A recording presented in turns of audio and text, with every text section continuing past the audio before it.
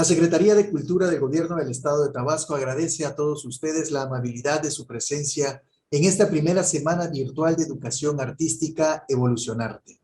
El día de hoy nos honra con su presencia el maestro Luis Alberto García Osorio, profesor del Técnico Superior Universitario en la Universidad Juárez Autónoma de Tabasco en el área de música, y también es profesor en la Escuela de Iniciación Artística Casa de Artes José Gorostiza en la misma disciplina, la musical. Con el tema que disertará, o más bien que charlaremos el día de hoy, lo encuadramos en el siguiente título: Características, necesidades y opciones para los estudios musicales en el extranjero. Antes de dar inicio, voy a permitirme leer una semblanza breve del maestro Luis Alberto García Osorio. Él es originario de Villahermosa, Tabasco, nació un 18 de enero del año 92. Actualmente, como allá apuntábamos, se desempeña como profesor en el nivel técnico superior universitario en la carrera de música de la Universidad Juárez Autónoma de Tabasco y en la Casa de Artes José Gorostiza a nivel taller de iniciación.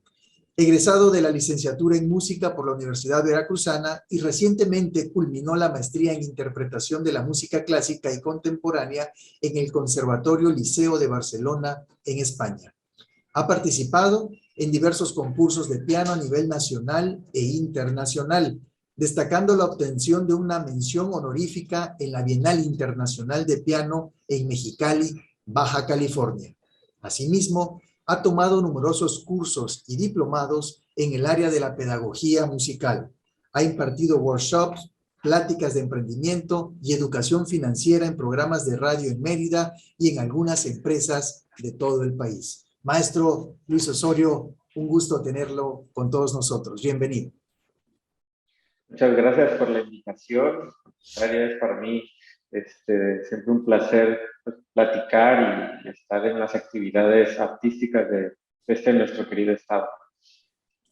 Maestro, pues en atención a su perfil de músico, extraordinario, por cierto, tengo que decirlo, es un gozo realmente haber tenido la oportunidad de escucharlo precisamente en la Universidad Juárez Autónoma de Tabasco, en una muestra que hizo la División de Educación y Artes en su momento, en donde usted tuvo a bien participar con unas piezas del maestro Ponce, Manuel M. Ponce.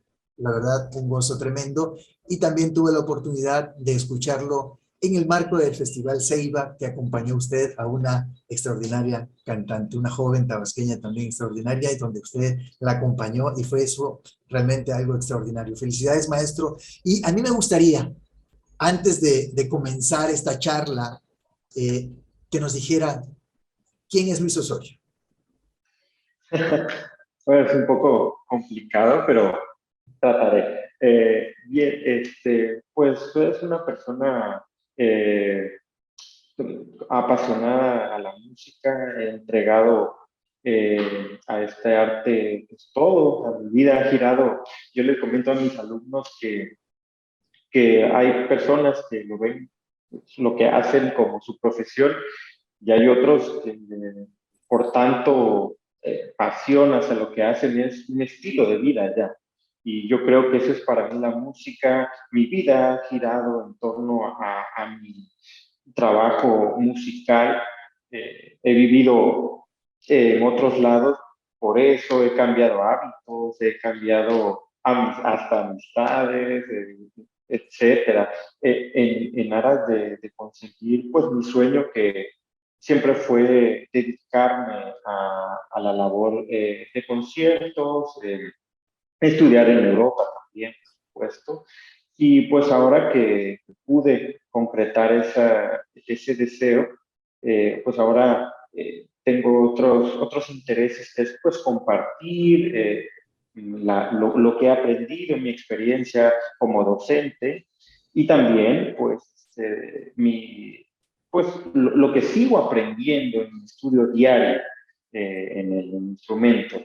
Y pues poderlo presentar en festivales.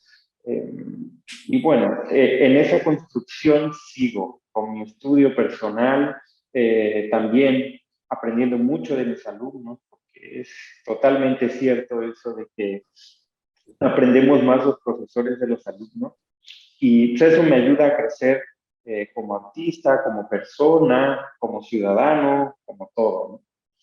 Entonces, Luis Osorio es un apasionado de la música y un hambriento del saber musical. ¿Sería así, maestro? En conclusión, así rapidito.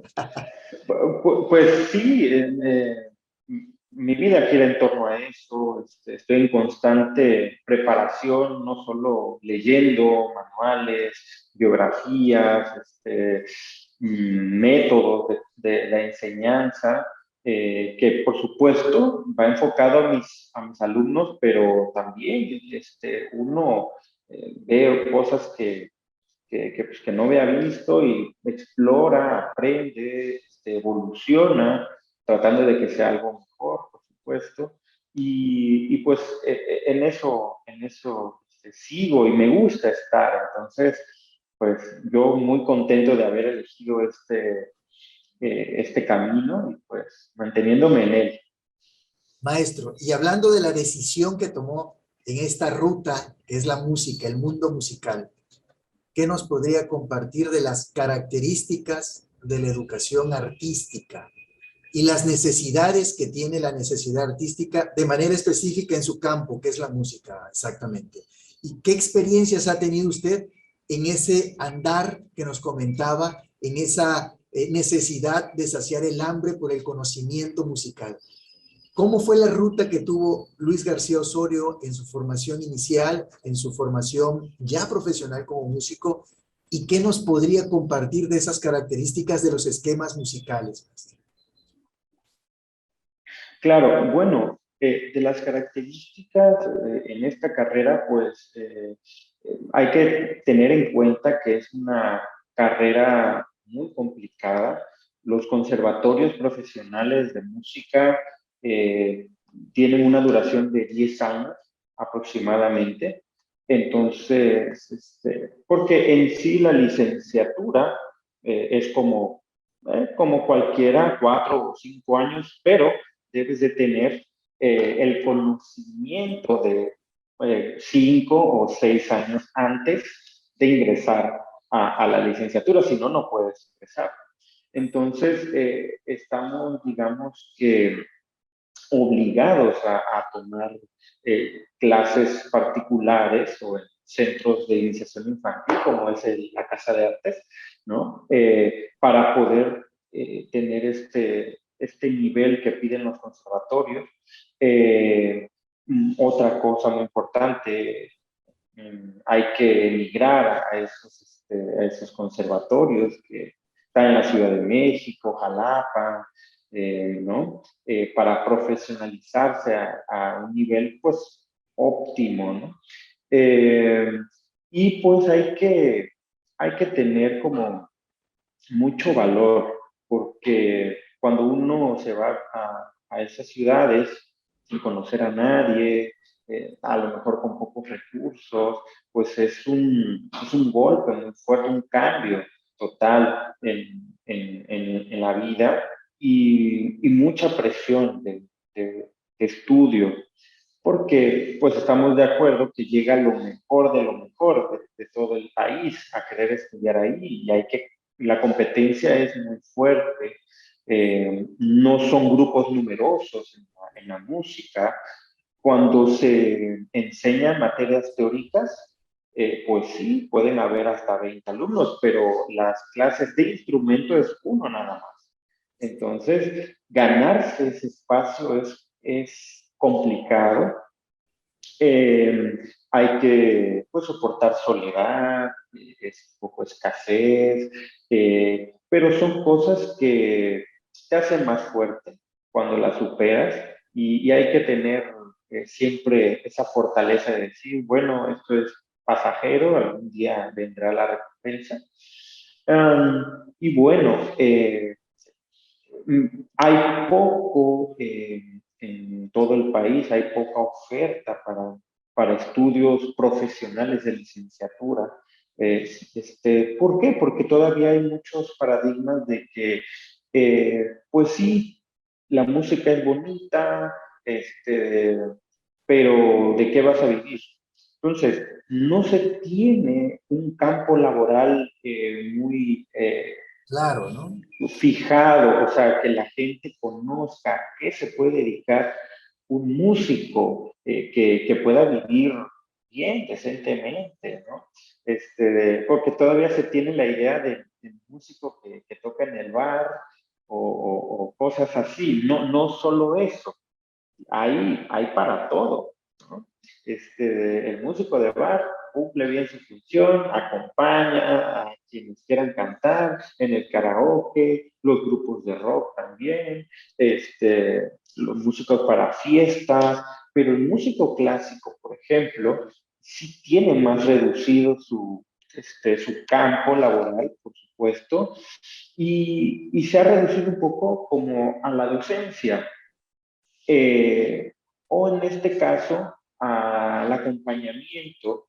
De hecho, yo vengo de Coatzacoalcos, sé acompañar a un cantante, un tenor, y a un concierto, y pues bueno, uno se entrena para también poderse acoplar rápido con otra persona, hacer música que no se conocen, ensayamos un día antes y al día siguiente el concierto, ¿no? Entonces, sí es un poco reducido el campo laboral, pero digo, afortunadamente ha crecido un poco la oferta, poco a poco, pero ha ido creciendo. Y yo creo también que es por las cosas en las que han sucedido. O sea, las cuestiones de la guerra, la pandemia, por ejemplo, fue un factor importantísimo que los niños estando encerrados, eh, los adultos, bueno, los resentimos, pero los niños son muy fuertes, son mucho más fuertes porque ellos quieren jugar, socializar, correr, etcétera. Entonces, sí surgió, por ejemplo, algo muy inesperado para mí que me hablaron mucha gente de aquí de Tabasco para clases particulares porque los niños ya no sabían qué hacer, tenían demasiada energía y a tocar y creció esa percepción de que la música también es ese refugio, ese escape que necesitamos para expresarnos. Eh, Fue muy interesante, creció y estuve en contacto con amistades y me comentaban lo mismo, bueno, les había afectado en algunas cosas, pero por ejemplo en la docencia había crecido la demanda, ¿no? Entonces, esa cuestión de no tenerse una idea clara de cuál es el campo laboral ha afectado mucho, porque las familias dicen, bueno, es que estudiame primero una carrera y ya después estudia la música si quieres, ¿no? ¿Y qué pasa con esos estudiantes? Estudian la carrera para darles el papel de los papás, pero se dedican a otra cosa y dejan eso por completo.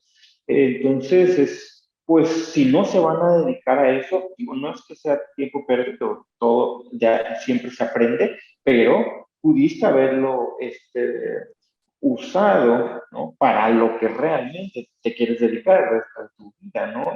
Pues, ¿no? Siempre estamos con esa carrera contra el tiempo, ¿no? Pudiste haberlo invertido en algo así. Entonces, y esto en medida la poca claridad que existe ante el campo laboral del músico, ¿no? Ese es como un desconocimiento que la sociedad tiene en este caso, la disciplina musical, ¿no? Pero hablando de las otras disciplinas artísticas, me parece que corren también, maestro, con la misma suerte, la que usted apuntaba muy bien hace un rato. Estúdiame primero otra cosa, una de esas carreras que podemos decir formales, entre comillas, o que te pueden asegurar un futuro más pianito, por decirlo de alguna forma, asegurar tu recurso para poder subsistir, y luego, si quieres, a nivel aficionado, porque de pronto te van formando así, ¿no? Como afición, vete a la música, o como afición, vete a la danza, como afición, vete a la literatura, ¿no? Entonces queda esta academia o esta idea de la formación artística y en su caso de la formación musical como relegada a un segundo plano.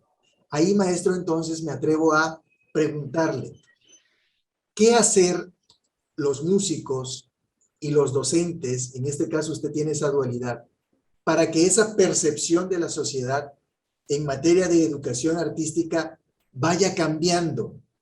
Usted apuntaba que la pandemia fue como una válvula de escape para que esa percepción como que fuera siendo un tanto diferente y las personas, en este caso los padres de familia, voltearan a ver al profesor en música para que ayudara a los niños a irse ocupando en sus tiempos, que eran demasiados ahora libres, pero también irlos, voy a usar el término, irlos formando artísticamente, en su caso musical. Pero aparte de esta cuestión excepcional que nos brindó la pandemia, ¿qué otros recursos puede avisorar el maestro Luis Osorio y que nos pueda compartir para que la idea de la educación artística cambie y sea lo que realmente es, una profesión cabal a nivel licenciatura y con posgrados también, que permiten a un individuo no solamente formarse espiritualmente, formarse de manera consciente, sino que también le va a permitir, como bien usted decía hace un rato también, que te permita tener los recursos necesarios para vivir pues cómodamente, maestro. Sí, bueno, en mi caso, empecé a dar conciertos de piano desde los 14 años, más o menos, y yo me fui a vivir a Jalapa para estudiar el conservatorio, Jalapa, Veracruz, y cada año regresaba a dar conciertos, y sí era un poco distinto, porque en Jalapa, Veracruz, bueno, hay orquesta, hay un ambiente cultural en todas las áreas de las artes, muy fuerte, y el público llenaba la sala, va a la orquesta y llena el teatro, hay eventos cada fin de semana, buenos eventos, entonces uno eh, se acostumbra un poco a ese tipo de público. Ahora, cuando yo regresaba a Tabasco a tocar, pues escuchaba comentarios, no, pues tocas muy bien, o mueves los dedos rápido, o había cierto desconocimiento, no había una cercanía a la música que yo interpreto, la música clásica.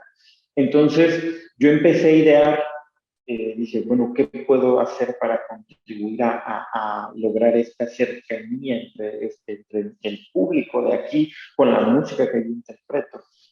Entonces empecé bueno, recibí el apoyo de PECA, programas de estímulo a la creación y desarrollo artístico del Estado, y fue como el pretexto, por así decir, para empezar a idear estos conciertos donde la música que elegía era que tuviera un contexto divertido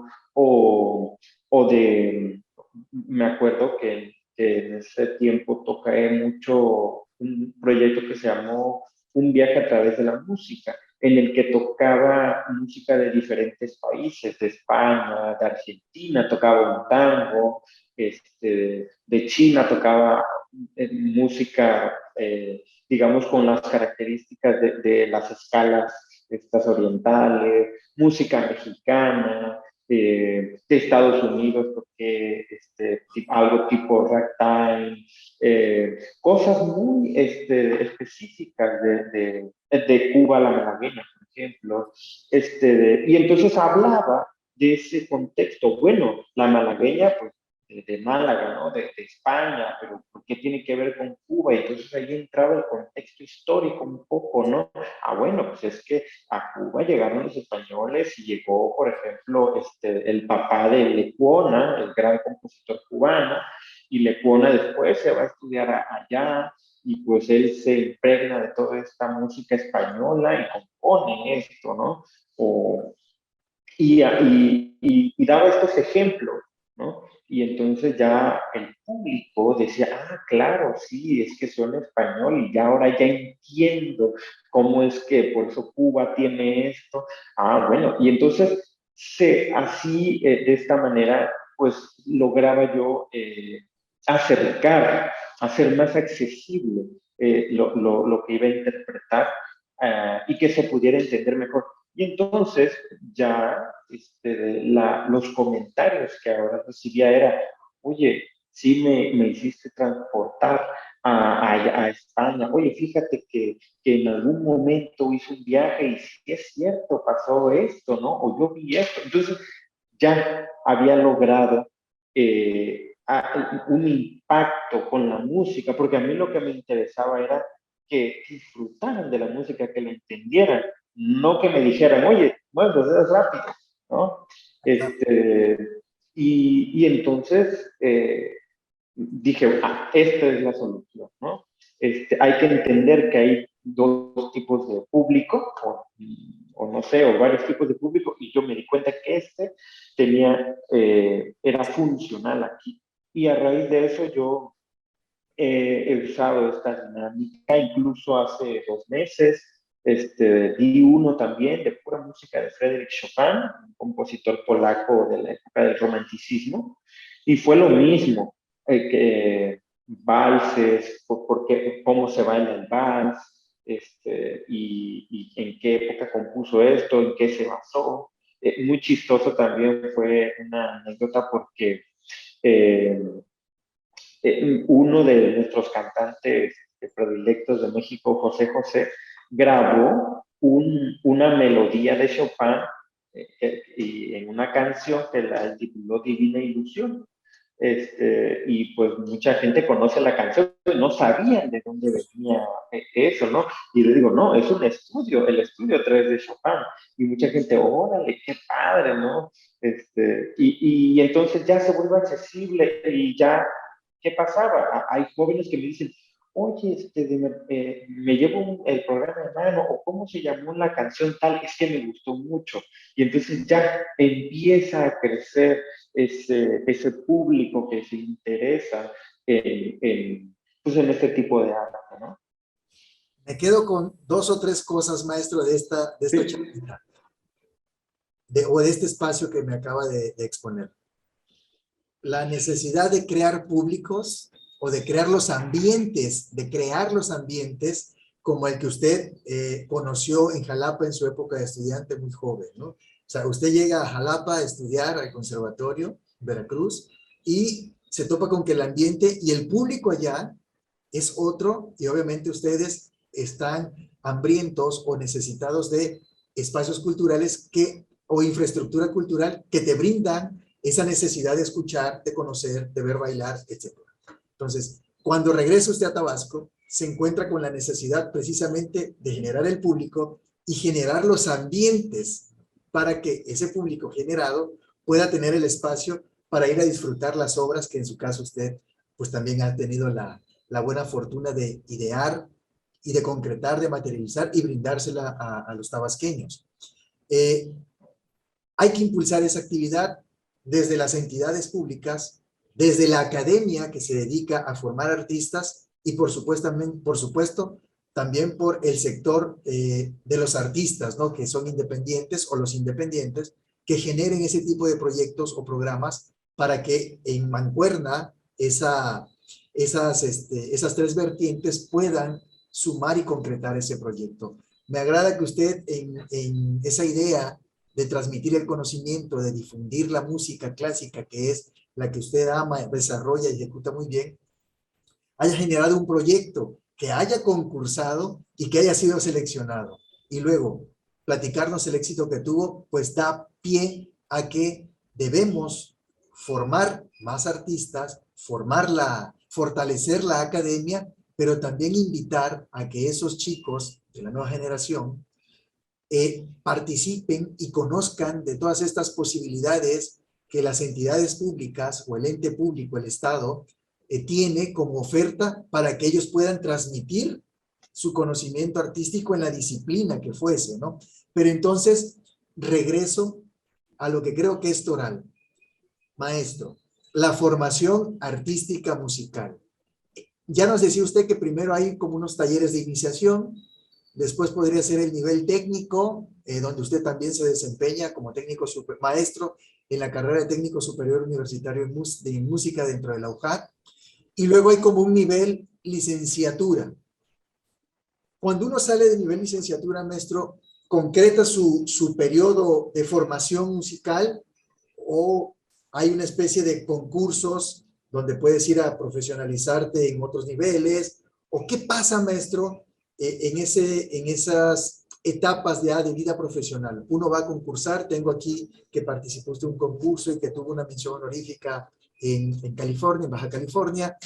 ¿Cómo es ese sistema, maestro? ¿Cómo es ese circuito de los artistas cuando ya superaron sus niveles básicos, medios, licenciatura y ya andan en ese tipo de nivel como para formar parte de una orquesta, de una sinfónica, y se abre el campo laboral, pues increíble, no solamente en tu región, ¿no? Sino en el mundo. Pero platícanos de ese sistema. Claro, sí, bueno, aquí por ejemplo en Tabasco tenemos lo que es la Casa de Arte, niños que pueden entrar desde los 8 años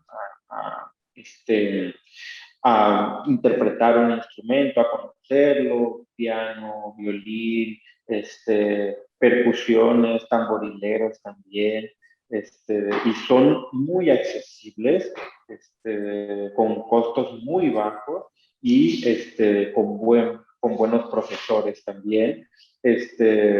Y que el profesorado, por ejemplo, aquí en la Casa de Artes está muy unido.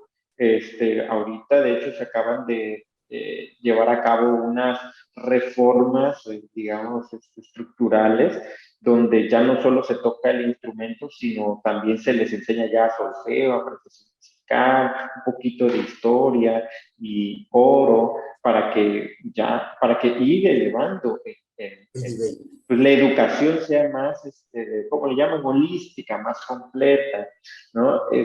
Aunque sean desde niños, ¿no? Y han respondido muy bien los estudiantes, hay un método, todos vamos navegando en el mismo barco, usamos la misma metodología, estamos en contacto, la verdad va muy bien. También está la Escuela Estatal de Música, donde yo laboré hace unos años, ahora no estoy muy informado, pero está ahí, también muy accesible. En la UJAT, pues también tenemos de canto, piano, violín, tenemos pues es una carrera técnica, ¿no? Sí te da un papel oficial que cuenta pues para cualquier lado de México y pues los chicos es interesante porque el técnico superior de la UJAT está orientado entre popular, jazz, clásico y lo que tú quieras. Pero es muy interesante porque volvíamos a lo mismo, en las pláticas de los profesores nos decían, es que en un conservatorio de música, por ejemplo, de la Ciudad de México, nos comentaba una maestra que trabajó en las dos escuelas, el 80% de los alumnos ahí no tienen trabajo y en el TESUM el 80% de los alumnos tiene trabajo.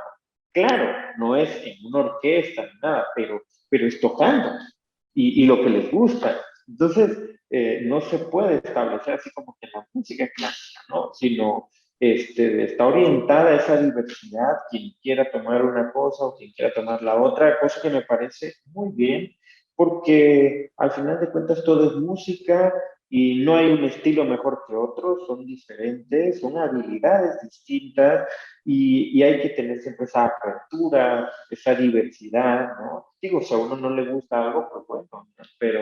pero mantener esa diversidad, esa apertura. Y bueno, ya cuando uno termina el grado de licenciatura, que es el grado que uno alcanza, ¿no? En este caso yo soy licenciado en música con opción en piano, ¿no?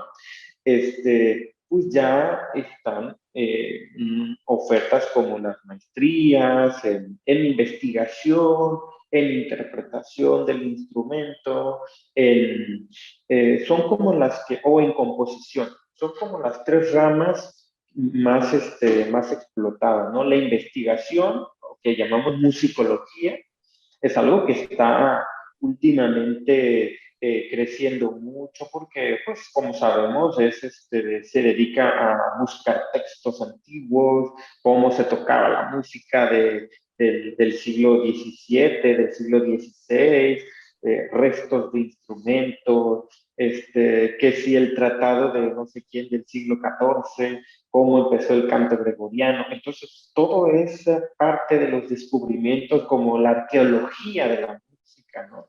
Es algo que está creciendo mucho y también las composiciones, por ejemplo, en la composición para cine, por ejemplo, ha crecido porque el cine ha crecido muchísimo también y es algo que está muy cercano a todos nosotros, ¿no? Y ya ahora en las plataformas, ¿no? Ya ni tienes que ir, ¿no? Ya está en tu casa. Entonces, la música que se necesita para esta actividad, pues necesita música, pues casi siempre nueva, ¿no? Para no estar pagando derechos a otros, ¿no?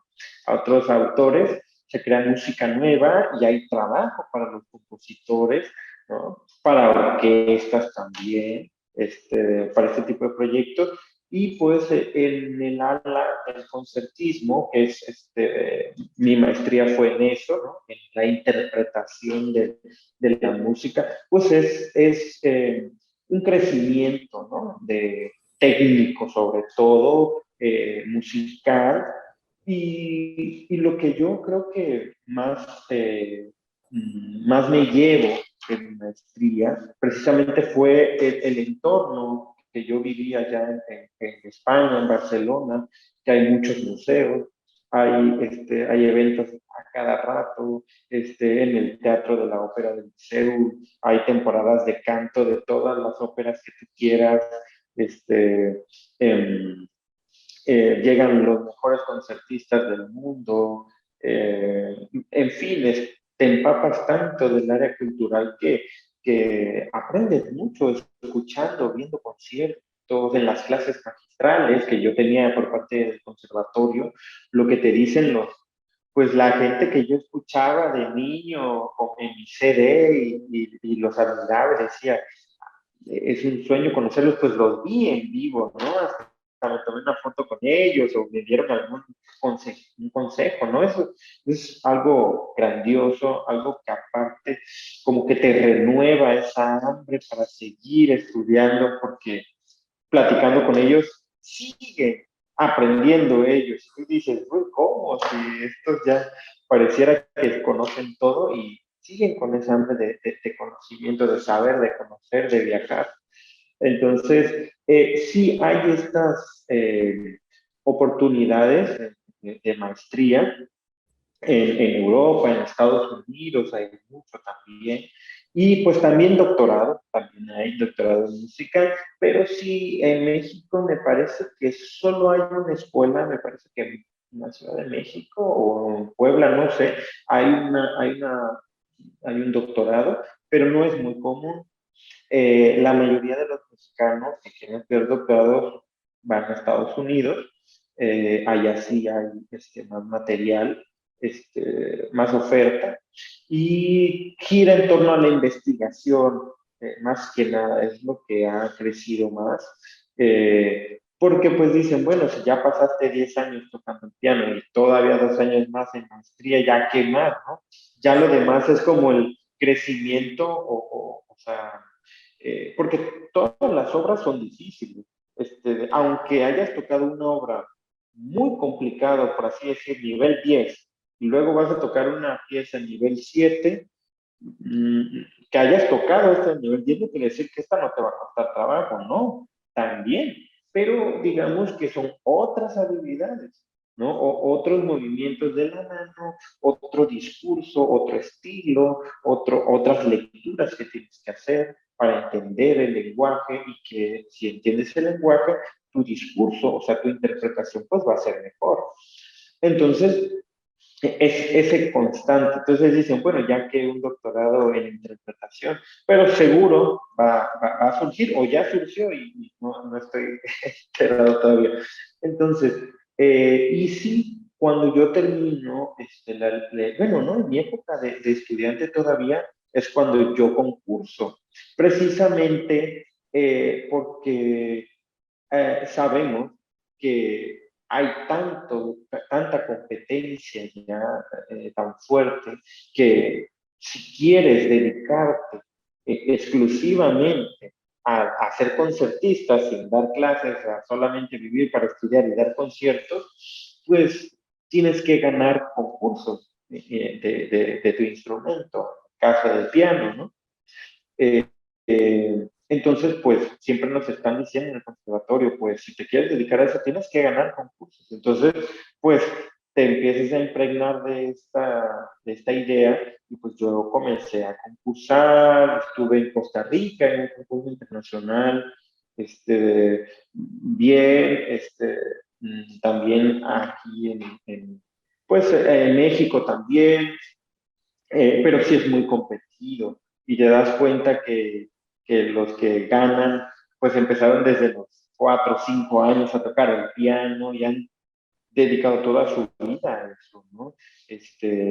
Y sí, es un arte que implica desde pequeño una disciplina muy constante, una disciplina férrea, ¿sí? Porque digamos que el piano, hablando específicamente de él, pues desde el punto de vista que haces movimientos antinaturales, porque, por ejemplo, nuestra mano está hecha para agarrar, ¿no? Y nosotros lo que hacemos es percutir. Entonces, desde esos movimientos antinaturales, ¿cómo lograr una naturalidad al tocar? Que no tenses tus hombros, que no tenses tus manos, que no tenses la muñeca. Es una disociación no solo de una mano con la otra, sino de un dedo del otro dedo y de los hombros hacia el antebrazo y etcétera. Es un mundo de cosas que hay que aprender para tener una buena interpretación. Entonces, es un camino muy largo, muy largo. Entonces, vale la pena, sí, yo estoy agradecido de haber continuado y orgulloso de eso, pero sí es bastante agotador. Pero, pues cuando uno toca y los aplausos, que te pueden invitar a un festival y que te puedan dar una remuneración, que hablamos luego en los círculos de amigos, músicos, o sea, no puede ser, nunca va a ser a veces equitativo, porque decimos, bueno, alguien como los reggaetoneros, estos famosos, ¿no? Que cobran millones por tocar lo mismo, y es una secuencia y no tiene nada de artístico la letra, no tiene nada de artístico nada, y le dan millones, y uno que pasa años escudriñando la partitura, que pasa horas estudiando. Yo para un concierto estudio 2 meses antes, 4 o 5 horas diarias, a sábado y domingo. Y nos dicen, oye, haznos el favor, ¿no? Oye, te vamos a dar publicidad, vas a ganar, ¿no? Y uno hasta a veces es un insulto, ¿no? Que te digan esto porque pues no, tu trabajo, o sea, es muy fuerte, ¿no? Y pues obviamente deseamos siempre que sea tomado en cuenta, que sea valorado, ¿no? Y entonces son estas cuestiones, ¿no? Porque no se tiene como esta idea de que la música es algo pues digno de estudiarse o que cualquiera puede hacer. Por eso a veces cuando yo escuché no hace mucho a un señor, estábamos esperando una fila y me dice, no, yo también, yo soy, creo que me dijo, médico me dice, pero también soy músico en mis tiempos libres. Digo, qué bien. Y les digo, ¿y qué estudió? ¿En dónde estudió? No, yo solito, pero soy músico. Bueno, le digo, o sea, y si yo le doy un remedio casero así de hierba, soy doctor. Y se empieza a reír. No, ¿cómo? No, le digo, es que con todo respeto, la música, o sea, alguien para decirse músico debe de estudiar, ¿no? No porque yo lea la Constitución, soy abogado. o no porque yo me haga unos ricos huevitos en la mañana, soy chef, ¿no? Pues no, hay que tenerle un respeto, así como se le tiene a los arquitectos, a los ingenieros, a los doctores, así también debe ser para el músico, y no eh, tenerlo como eso es para el bar, ¿no? Y parte de lo que tenemos que hacer los artistas es defender esa importancia que tenemos dentro de la sociedad, los artistas, ¿no? Esto, maestro, tiene que ver necesariamente con la formación del artista, no solamente desde la perspectiva de su entrenamiento musical, por decirlo de alguna forma, ¿no? Que aprendas el lenguaje musical, a esto quiere decir pues leer una partitura, saber en qué tonalidad, luego decía usted, ir creando las habilidades de tu instrumento, en su caso el piano, o en la percusión, o en el sax, en el instrumento que fuese, sino también en el afán de ir creando un músico más profesional aún.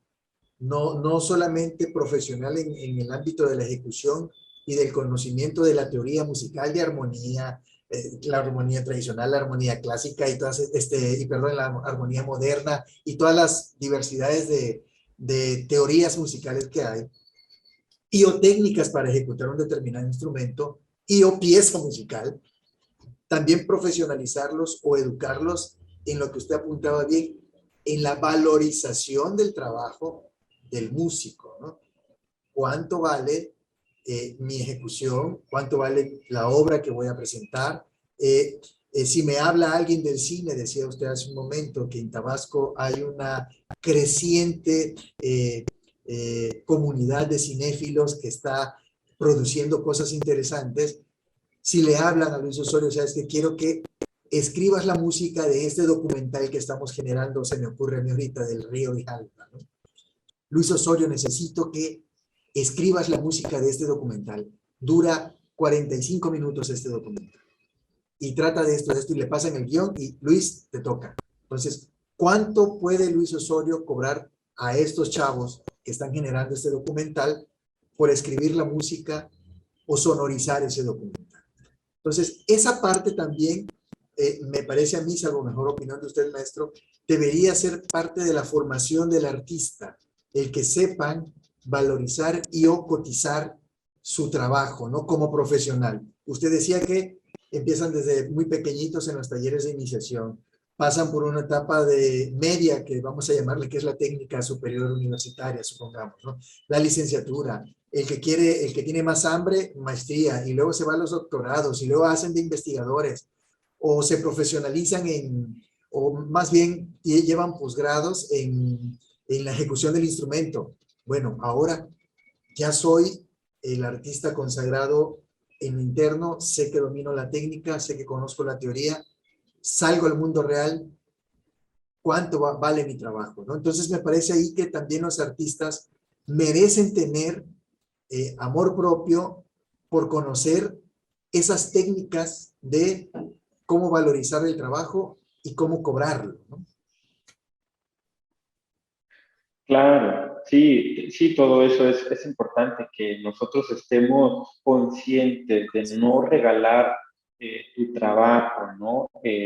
Por ejemplo, y está muy claro, por ejemplo, cuando te dicen, ven a tocar a esta fiesta, a la gente que se dedica a tocar, por ejemplo, para fiestas, amenizar, cantes, cosas así, y te voy a dar publicidad o te invito a la cena.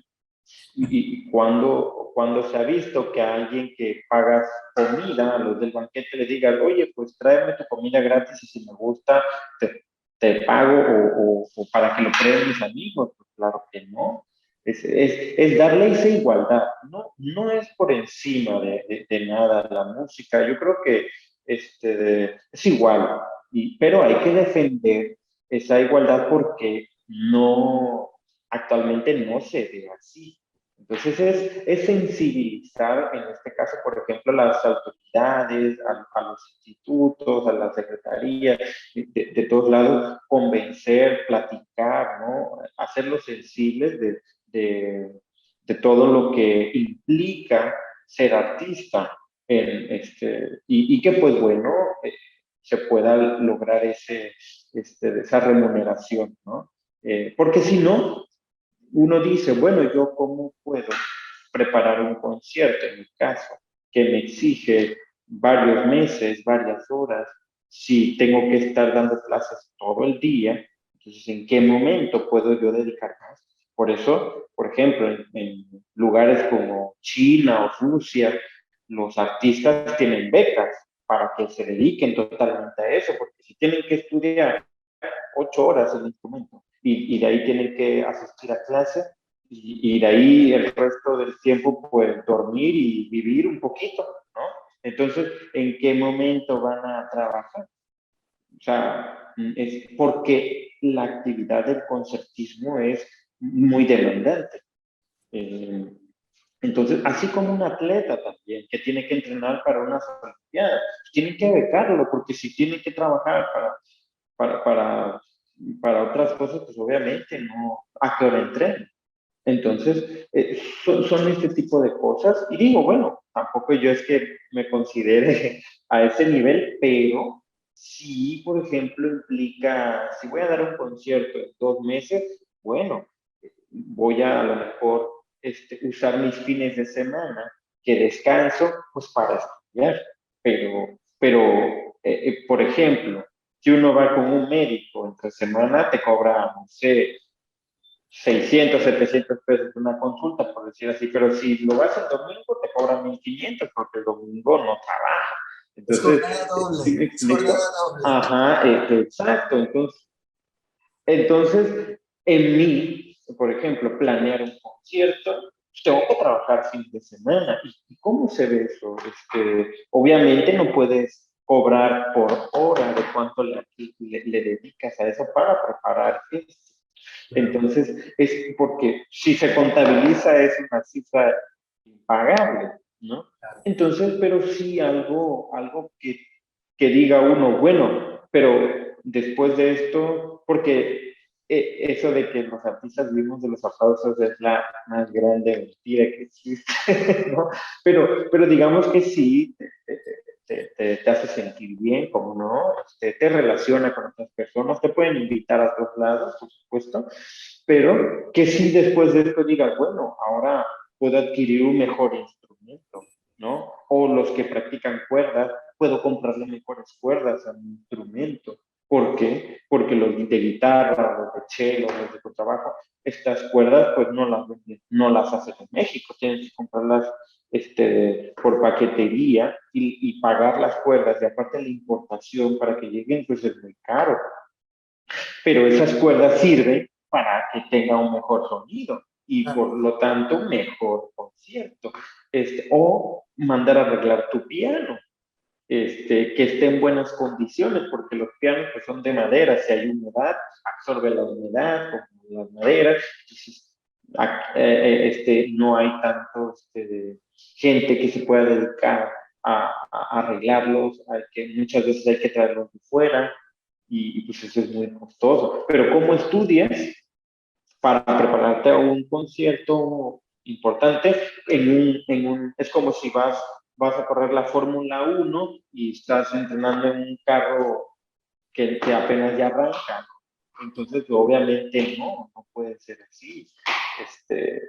Son muchas cosas que hay detrás y que, pues, lo que hay que hacer uno como artista es hacer proyectos, presentarlos, sensibilizar a los que, no solo a los entes públicos, también a los privados, ¿no? En restaurantes, los que tocan en restaurantes o en donde quieran, ¿no? La iniciativa privada también es importante para que pues se tenga este sentido de que la música vale y vale porque también hay mucha gente, por ejemplo, que va a un lugar porque quiere ver al artista, no siempre es por el lugar, nada más.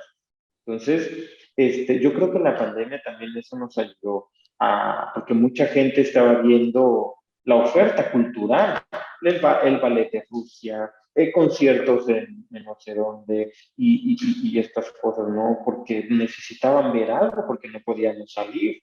Y, y, y eso se debe de quedar como un aprendizaje y no ya regresar a la vida normal y otra vez, pues el arte es un adorno. Yo creo que no, yo creo que el arte debe de ser cada vez, debe ocupar un espacio más importante, porque nos ayuda a sensibilizarnos, porque luego muchas veces se cree, la música clásica te hace buena persona, no.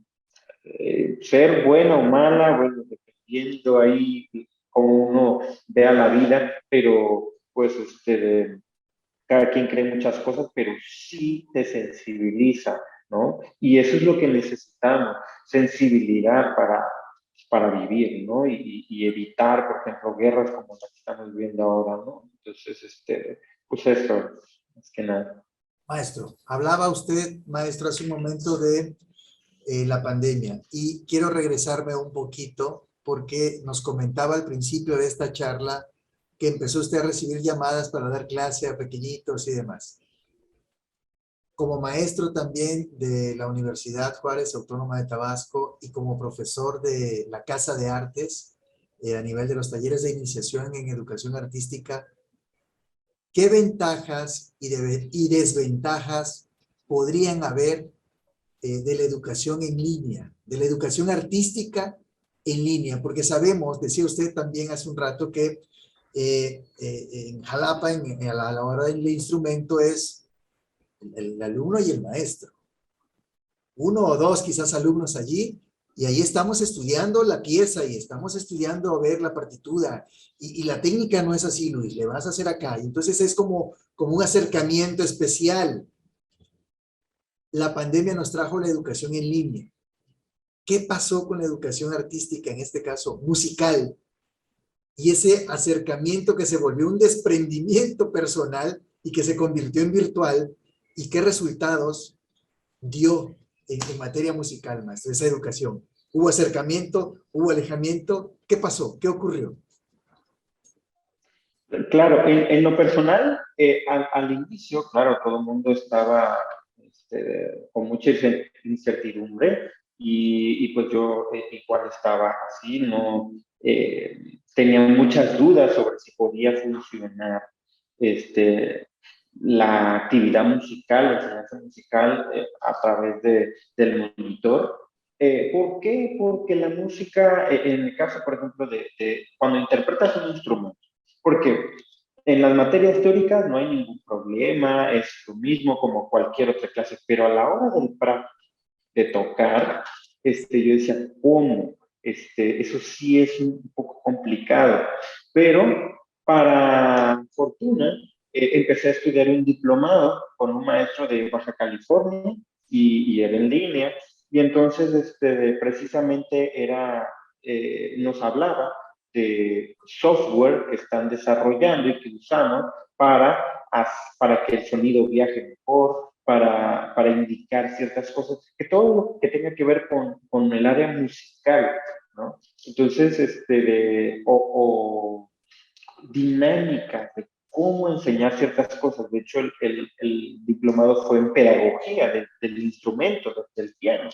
Y entonces ahí, pues yo aprendí pues que no, que el limitado en este caso será yo, ¿no? Pues claro, por lo nuevo de la dinámica. Entonces fue muy interesante, aprendí muchas cosas de cómo llevarlo a cabo, estrategias, y entonces la verdad es que lejos de ser una desventaja, fue hasta ventajoso para muchos de mis alumnitos de la Casa de Artes. Por ejemplo, ¿qué pasa? Hay mucha demanda, afortunadamente, en Casa de Artes, y ¿qué pasaba? Teníamos un salón con un piano y 6 niños o 5 niños en una hora. Pues obviamente pues pasaban de a 5 o 10 minutitos y se esperan, ¿no? ¿Y qué pasaba en línea? Pues bueno, podía tener a esos 5 o 6, pero todos estaban estudiando en su teclado en casa y yo los estaba viendo que estaban practicando nada más con el micrófono apagado y entonces revisaba uno y terminando revisaba el otro, pero ya el anterior ya Ya tenía estaba estudiando. indicaciones, ya tenía indicaciones y seguía avanzando, ¿no? Es correcto. Exacto, y entonces ya voy con el otro y así termino con el segundo, me voy con el tercero y el segundo ya está estudiando y los estoy viendo.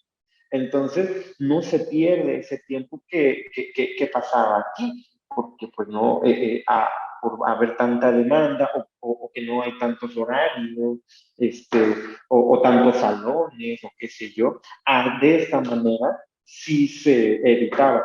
Y entonces yo decía, bueno, claro, siempre hay problemas de red, de señal y demás, pero pues se toman la clase y ya a la hora que lo tienen, pues se graban un video y en el video no hay ese problema. Y se envía y entonces yo le puedo dar todas las indicaciones y lo trabaja perfectamente, ¿no? A lo mejor con los iniciales eso puede ser un poquito más complicado porque pues no se conoce maestro-alumno y eso también es importante, conocerse, etcétera. Puede ser un poquito más laborioso, pero si uno le busca, puede ser hasta ventajoso. ¿Por qué? Porque pues ya no hay gasto de gasolina, ¿no? Para ir, o del transporte, o del tiempo que uno hace en ir al lugar con el tráfico, o que los niños estén con sus instrumentos, o si salen de noche, un poco arriesgado, todo eso, digamos, que se gana en tiempo, ¿no? Por esta modalidad. Pero, por supuesto, hay que tomar en cuenta que, sobre todo los niños, pues quieren socializar con sus amigos, ¿no? Con sus compañeros del estudio. Entonces, bueno, aquí a mí me surge esta idea. Dije, bueno, ¿cómo puedo llevar el éxito de las clases en línea, ¿no? Porque mis alumnos avanzaron más, ¿no? De esta manera, porque también todos asistían, ¿no?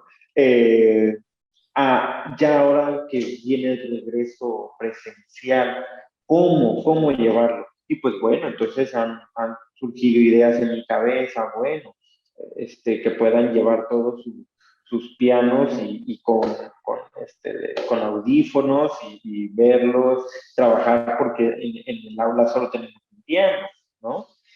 Y así van surgiendo ideas para pues, evolucionar y no perder este ritmo que llevábamos muy bueno. Y esto es lo que se va aprendiendo, ¿no? Y yo creo que también conforme pasa el tiempo van a surgir nuevas herramientas, nuevos programas para ir mejorando. Incluso ahora ya salieron se volvieron populares estos pianos que son como tapetes, ¿no? Que los enrollas nada más, lo desenrollas, lo conectas y ya, son de silicón.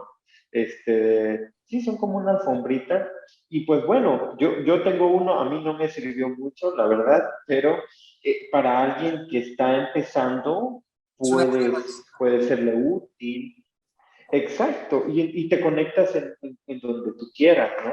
Entonces, pues hay esta oferta debido a la demanda y que, bueno, va para bien, pienso yo.